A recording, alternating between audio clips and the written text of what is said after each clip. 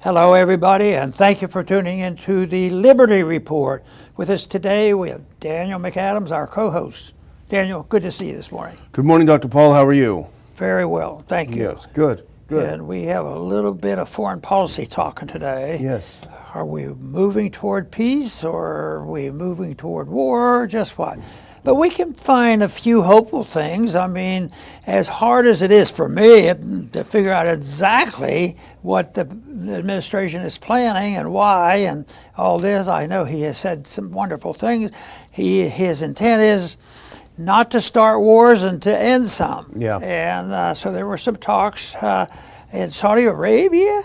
Well, I didn't even know they were. Oh, I know they were fighting somebody, but anyway, the Russians and the United States got together in Saudi Arabia and had a little peace talk, and the question, Zero Hedge had an article, and they said successful U.S.-Russia talks, but they put the successful in a quote. I guess that means wait and see. We want it to be good. It is good, but we still want it to be ironclad.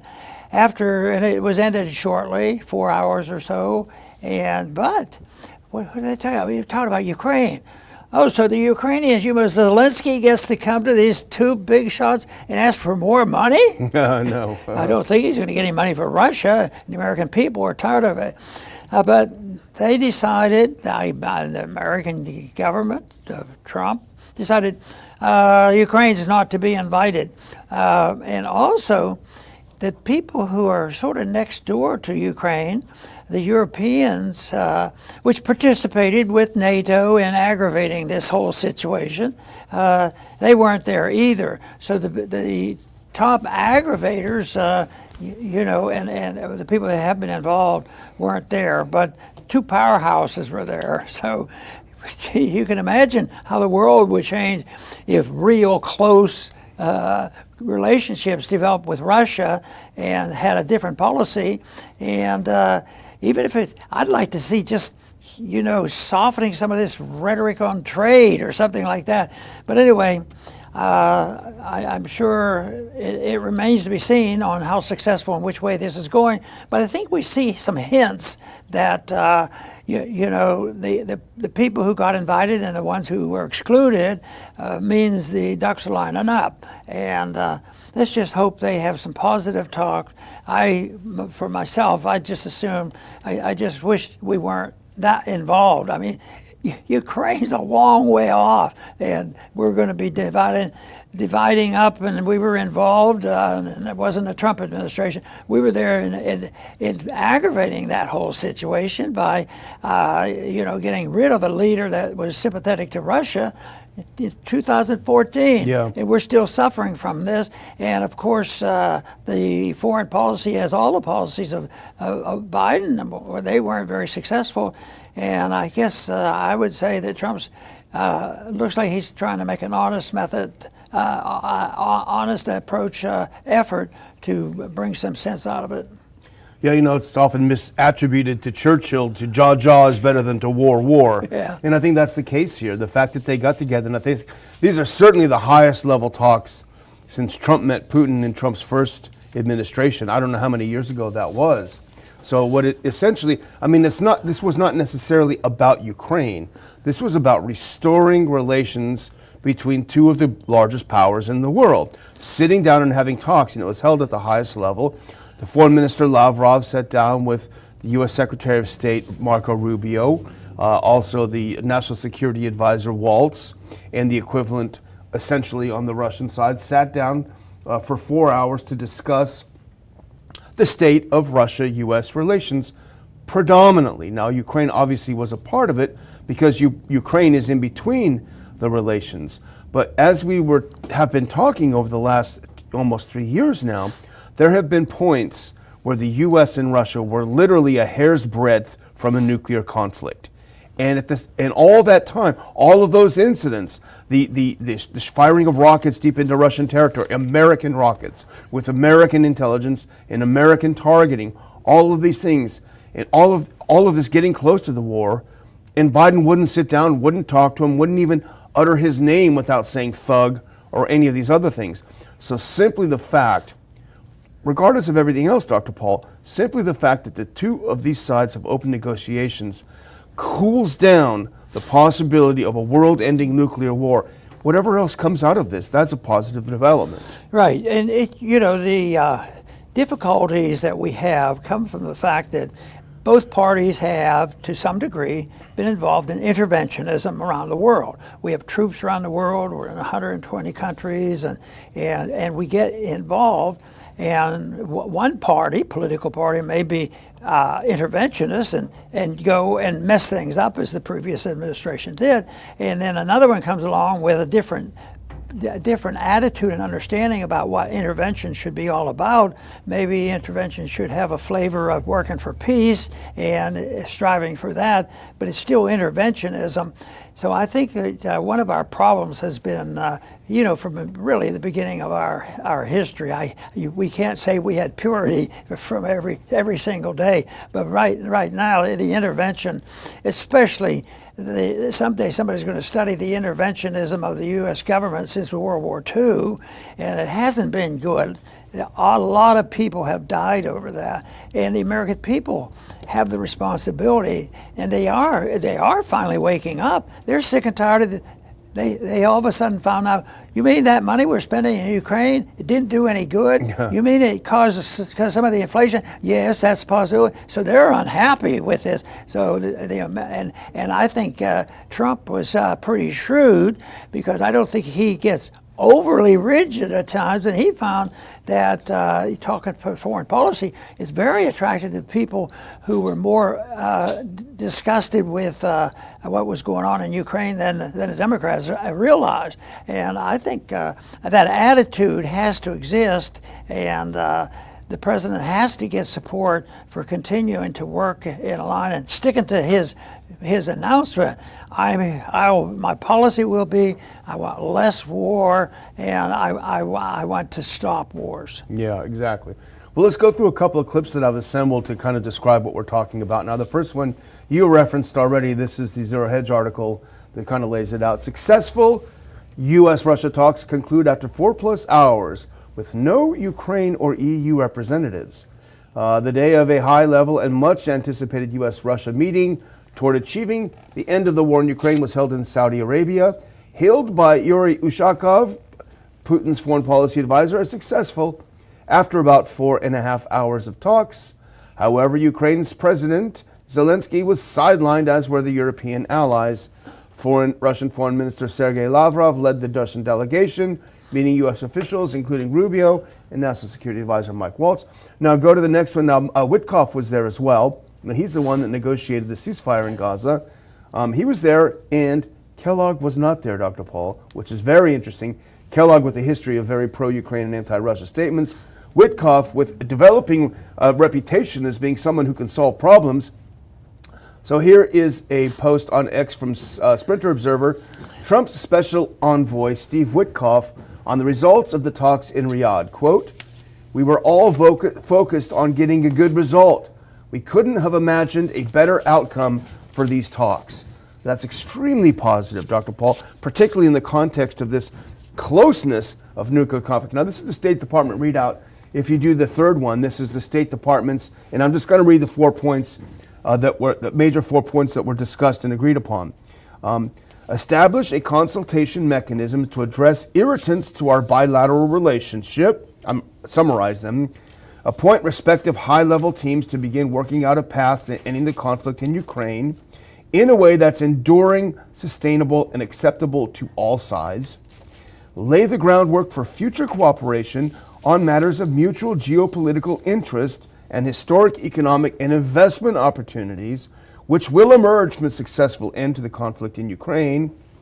And the fourth one here is the parties in today's meeting pledge to remain engaged and make sure the process moves forward in a timely and productive manner. And that is good, sort of general. And the last thing I want to point out, and this is a post from RT, this is fascinating. Now, this is one of the other great successes, is the realization, put this next one up, the realization, American delegation in Riyadh was surprised to learn that U.S. companies lost $300 billion from leaving Russia. That's the CEO of the Russian Direct Investment Fund. So all of these ridiculous sanctions, they hurt the U.S., they hurt our businessmen, they hurt our economy. And it's great that they were there and they were able to see, this is what you guys missed out on. If there's talk of an election, part of the deal. We'll have an election, find out who's going to run Ukraine. But I keep thinking, what if they do come up with an election? It was an election that started this whole mess. Yeah. If you don't know who's running the election, so that's why. It remains to be seen. I would think Zelensky has to be smart enough, and I think he is. He's starting to realize that his leadership is not as secure as he had a couple of years ago. He could come and speak before the House of Representatives and practically demand more money. Yeah. So we become too complacent and go along with that. But as I say these things, people, I think, are realizing that there's a mixture because both parties are interventionists. But in this regard, I think most people know, and you've mentioned it already, that somebody messed up in the previous 4-year presidency of Biden. And it's the whole difference between continuing to do the same thing and expecting different results. That's the Biden approach. And that's the European approach, the EU approach, and looking for something different. Why are we not talking? Now, we're not saying this is perfect or that Trump is perfect or that this is a perfect policy or that Russia may get a good deal out of this. They may have to walk away from the table. Nevertheless, sitting down, doing something different is better than doing the same thing. So the Europeans were furious. They weren't invited. And they think they have a right to sit at the same table as we do and pound their fists on the table. Well, the reason they weren't invited is because they want to continue the war, and these are peace talks. Very, very simple. Now put up this next clip. So they went to Paris. They were furious. They sat down. I'm sure they had some fine. Go to the next. We're going to skip Scott Ritter. It's a great quote, but we'll skip it. Here they are, a bunch of clowns, and there's Mark Rutte there, the head of NATO. Now the head of NATO, very curious that he showed up there in a sort of an anti-America meeting in Paris. Bad move, I think, politically on his part, Dr. Paul, to be honest with you. But there's von der Leyen sitting there. The other thing about the European leadership here is that certainly with von der Leyen and her deputies, none of these people are elected. They have no democratic mandate, and neither does Zelensky. He canceled the elections. His mandate expired last May. So that's another difference between the Russians and the Americans meeting. All of them were elected. They represent elected governments. These do not represent elected governments and therefore lack legitimacy. So they had their little party, and von der Leyen came out and tried to make some lemonade out of the lemons they've been dealt. And if you can do the next one, Dr. Paul, here's what von der Leyen said. Today in Paris, we reaffirmed that Ukraine deserves peace through strength. All she can do is bumper stickers. It's so absurd. Peace respectful of its independence, sovereignty, territorial integrity, with strong security guarantees. Europe carries a full share of the military assistance to Ukraine. At the same time, we need a surge in defense in Europe. It reminds me of my cat, Dr. Paul, a small cat, and I have a big dog that dominates it. Sometimes the cat likes to come and do this, and the dog turns around and slaps him more. This is von der Leyen. She's a little kitty cat thinking that she's somehow at the table. And, with these ridiculous slogans, Ukraine needs peace through strength. It's getting slaughtered in a war. What are you talking about? Well, in a way, I think this is a victory for those of us who aren't impressed, nor do we like to expose and expand the power of international organizations like NATO. Yeah. The Europeans said, the Americans will come to our rescue. They're doing well, and we can make these demands. So they participate in NATO, and they depend on NATO. And all of a sudden, NATO hasn't rescued them, and it may be just the fact that they went along and thought that NATO was going to do that. That's going to lead to, the disintegration of the current government of Ukraine. I think that's what's coming.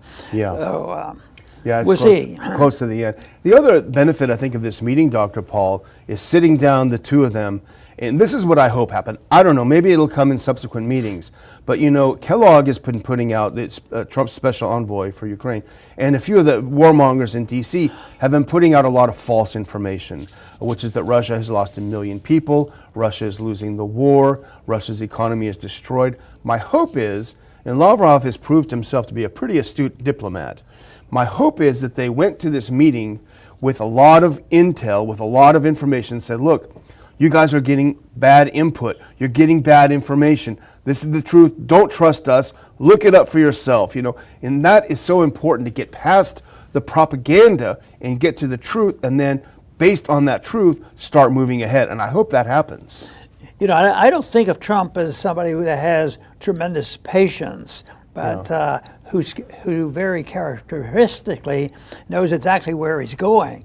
So the one thing it said in that article, Saudi Minister of France, he said that Trump is determined to move very quickly on securing a permanent settlement in Ukraine. So this is not going to linger. This is not going to be 2 years from now. And say, let's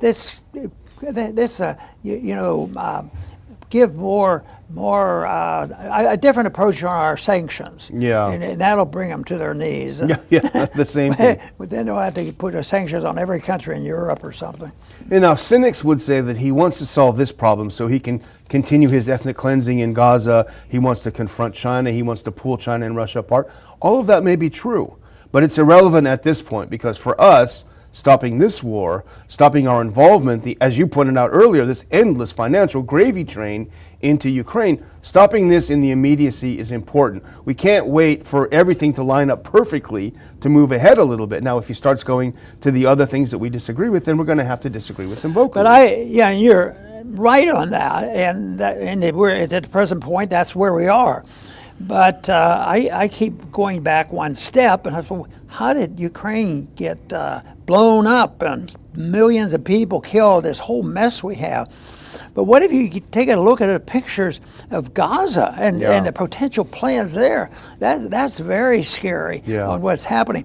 So if you took the same principles and applied them, you would say, well, how did it happen that so much of Gaza got destroyed? And it's the American taxpayer are the suckers. They put people in office that literally believed that stuff, and they went along with it. Most of them didn't pay much attention to it. They didn't, conscientiously say, "Oh, this is what we're going to do because I want to support it." But we end up with leaders like this, and it's been going on, and there's no reason for it. And it was meant to be controlled, that we shouldn't go into war carelessly. And you remember when I was in Congress and we worked on trying to make the point of going into the Middle East, and they were my colleagues were furious for saying, well, that would curtail our other stuff. What are we going to do in the military-industrial complex? So they had their reason, but it has to be done that way. But I also agree very much with you.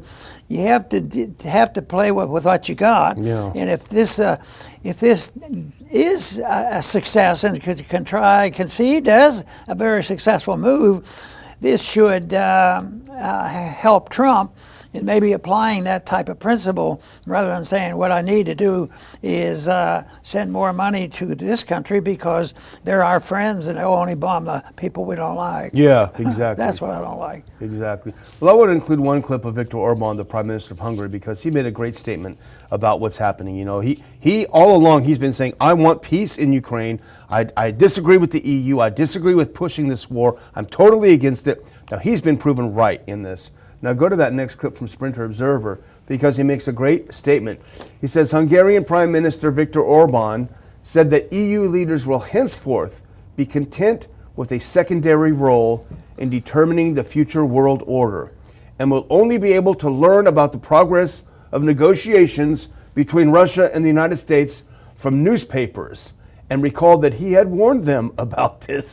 So it's very, very funny, him saying, you guys blew it. You blew it, and you don't have a place at the table anymore. Yeah, hope they pay attention. Yeah, good for him. But we try to call attention to the things that we consider important.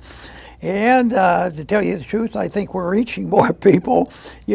When we got on some big outlets on the internet, and they talk about and passing out and boosting the numbers who are listening to our message, like no more foreign aid. And then the people like that, even though it gets messy. Oh, but Leonard Reed, you better watch out.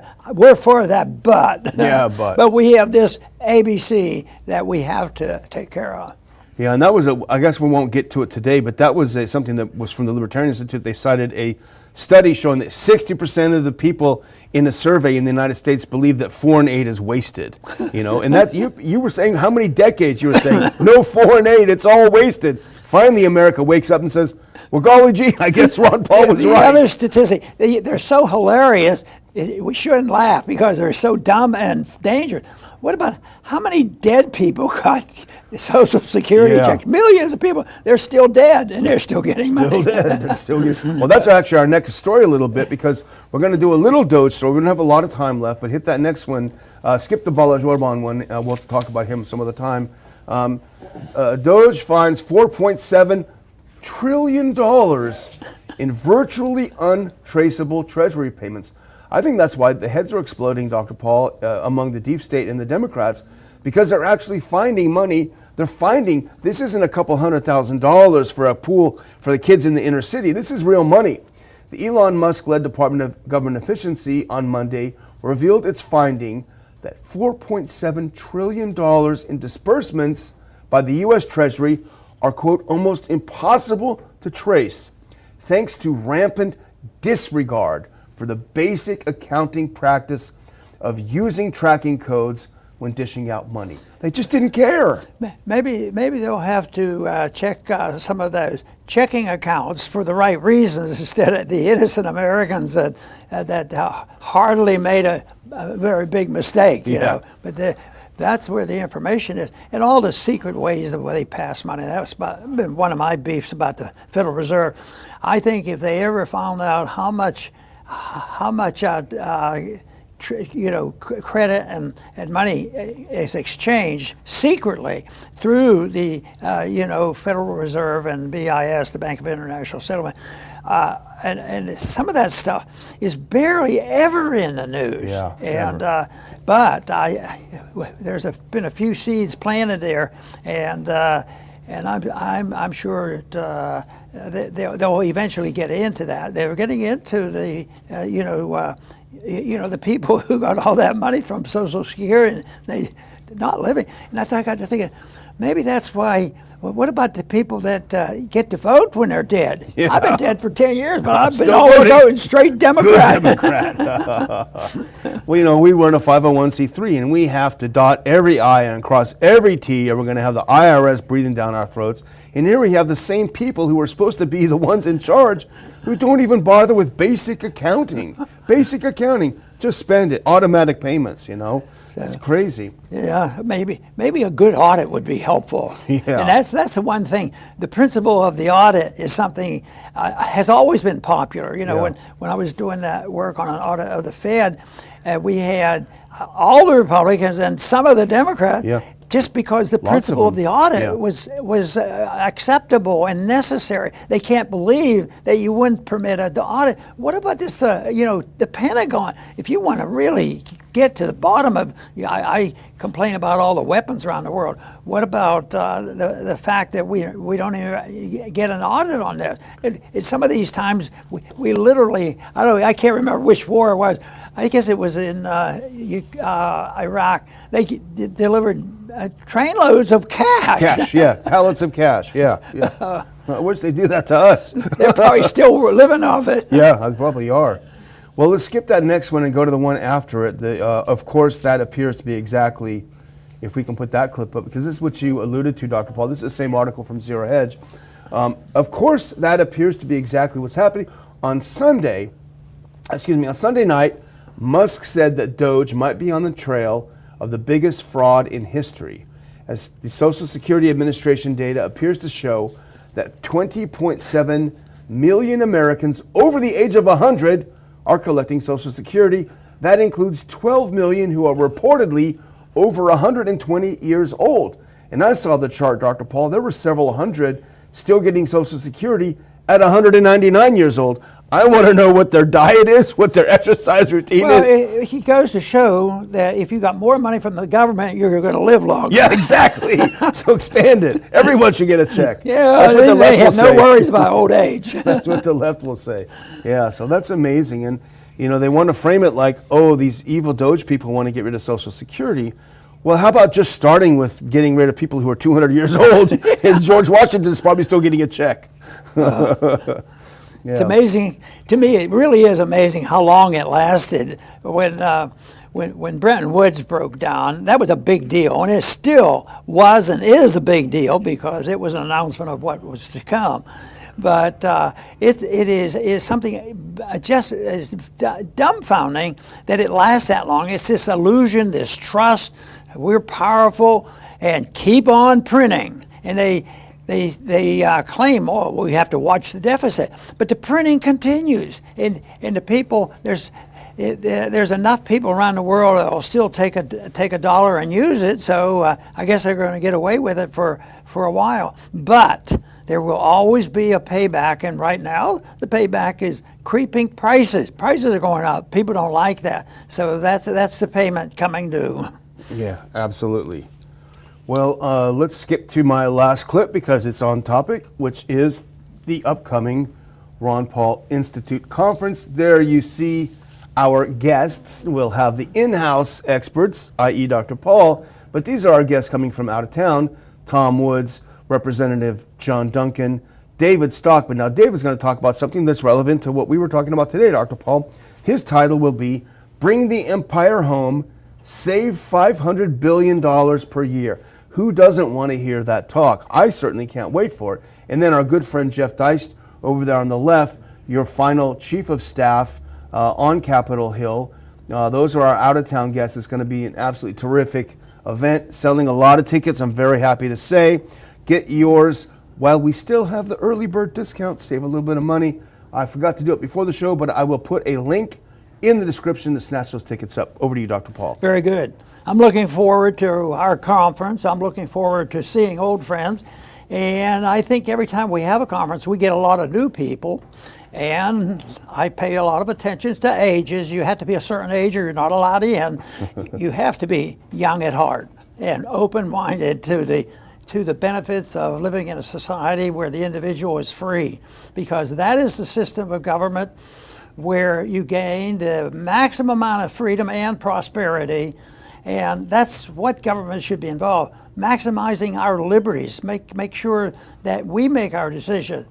What? Let the people, they won't take care of themselves, they won't feed themselves, they won't have any retirement. Wonder how we did it before Social Security, and and they got by with it. But I think it's wonderful that this is available to us. Our history has given us a lot of information. We do have information now that has been highly refined. You know, even the economics of Adam Smith, as great as it was, we have the Austrian School of Economics that takes a somewhat different position.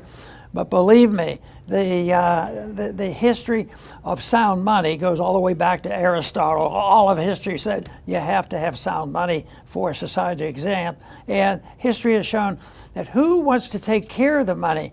And it's usually some government agent doing it in secrecy. And that is one of the reasons why I pay a little bit of attention to it, and do want to see someday, and maybe we'll see it now with the recent effort to expose all the nonsense in Washington, that we will truly have an audit of the Federal Reserve System.